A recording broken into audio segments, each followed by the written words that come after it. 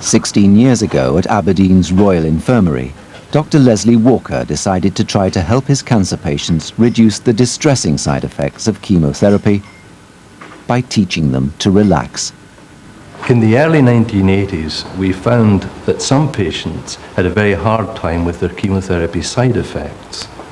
The treatment which we developed consisted of training the patient in special relaxation methods, and we were delighted to find that in fact it was successful in reducing the amount of nausea and vomiting that patients had. In itself, the relaxation therapy was not remarkable, but 5 years later they stumbled across a mystery hidden in the hospital records. The patients who had used the relaxation techniques had survived for longer. We were astonished by these results, and they bothered us greatly. Indeed, we delayed publishing them for several years because we thought that something must have been wrong with the analysis. But we rechecked the data and we found that this was the case. Once again, doctors were forced into an unexpected conclusion. The mere act of relaxing appeared to help patients live longer, although it didn't actually cure them. Dr. Walker was concerned these results were a fluke. He decided to set up a new trial. Right, Leslie, you see this very large tumour, quite dense area with irregular spiculated margins. By contrast, when we look at the mammograms taken after the chemotherapy, the tumour has completely disappeared. Psychologist Dr. Walker teamed up with a surgeon, Professor Ehrman.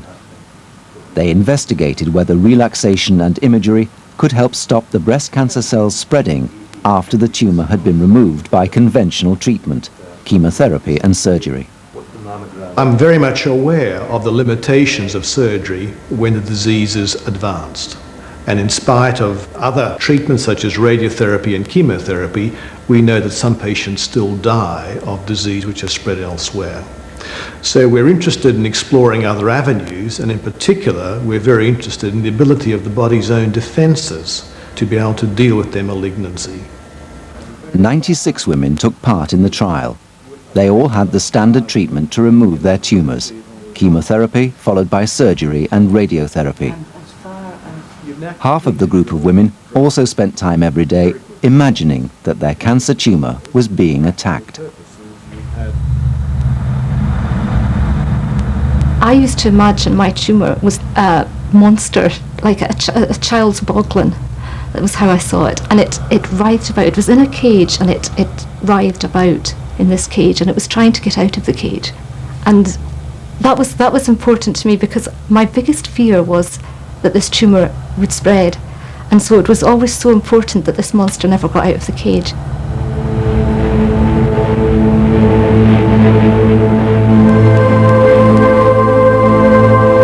Over a 3-year period, Ehrman and Walker examined blood from the two groups of women and measured the activity of their natural killer cells. Natural killer cells are thought to help fight the spread of breast cancer. Their results were astonishing.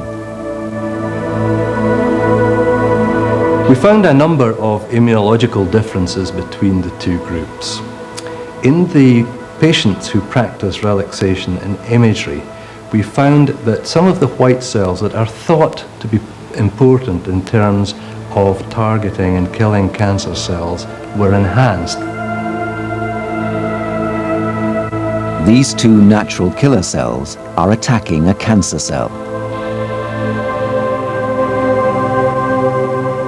The breast cancer trial is not yet finished, but so far it seems to show that the women who keenly and consistently practice relaxation and imagery have more active natural killer cells.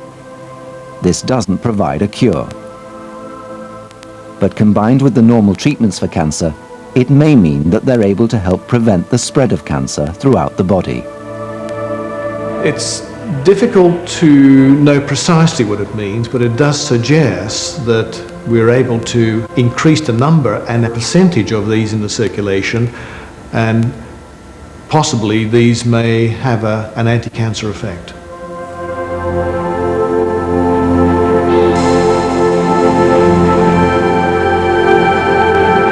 I do not believe that this study shows that imagery and relaxation is a cure for cancer. I do not believe at this point in time that that is the case.